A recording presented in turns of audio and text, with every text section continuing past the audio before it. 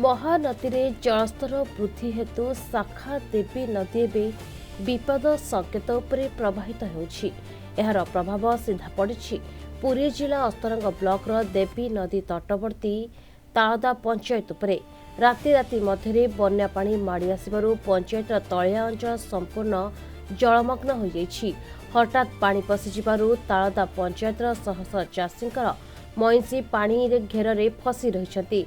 चारा भितर को पानी पशिजिबारु मईंसी माने बाहर को आनिबा मुश्किल हो पड़छि। असुविधा आमर सेपटे 100 खंड गाई आउ षंढ सब विपद पड़ती।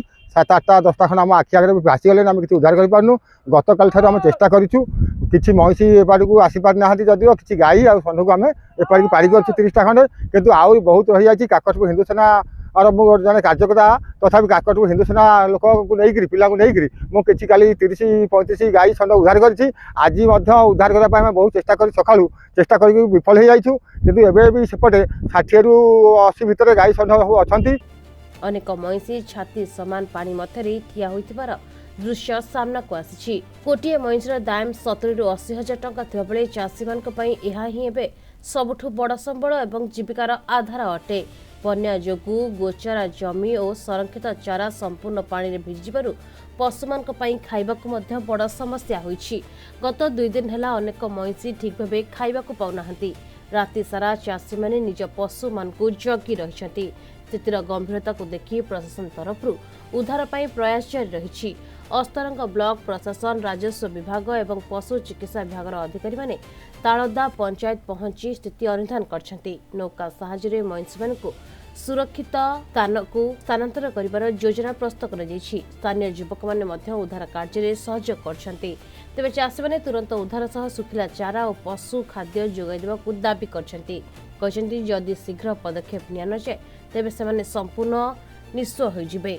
तापर मु देखली नई रे पानी रो स्रोत बढ़िला 25 तारिख में मु अभियोग देइथिली अस्तरंग वीडियो ठरो आरंभ करी डिजास्टर मैनेजमेंट एवं मुख्यमंत्री पर्यंत। किंतु कोडा कोडी दुखर विषय जेतेबेले सीडीपी ऑफिस पूरी स्थिति पाइकरी बीएससी पठाइथिले इंक्वायरी करके देखुथिले से स्थिति अनुधान करथिले। अनुधान कला पर स्थानीय वीडियो से चिठीटा पकई देइथिले जाके काहाकू जे ताको अंडर रे बीएससी जाउचंदी से किछि माने रेस्पोंड करनथिले। जा फल काली काली पानी बढ़ी जाइतिला।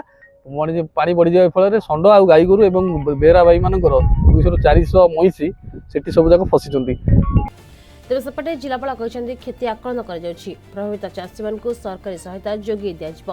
बन्या जल में फसी मईंसी मान उद्धार करने को प्रशासन प्राथमिकता देछि। स्थिति आम देखु तो नदी में पानी अच्छी करेन्ट अच्छी सेपटे जो गोटे टापू रही से रेगुलर प्राक्टिस मईंसी सेपटे रखती चराती जहाँ सूचना आगुरी दिखाई रिटर्न करने कथा से रिटर्न करना जहाँफल पानी टी अधिका से चाहूँ आम के रिटर्न करूँ काले भविष्य में पानी अधिका आसे। आमर जो अस्तरंग टीम सी 3.5 घंटा 4 घंटा भाई कम कले आम अध घंटा घंटे पर आसलु। बहुत चेष्टा पर आमर प्राथमिकता रोचे लोक आने कि लोक मैंने मईंसी छाड़ी आसिया को नाराज।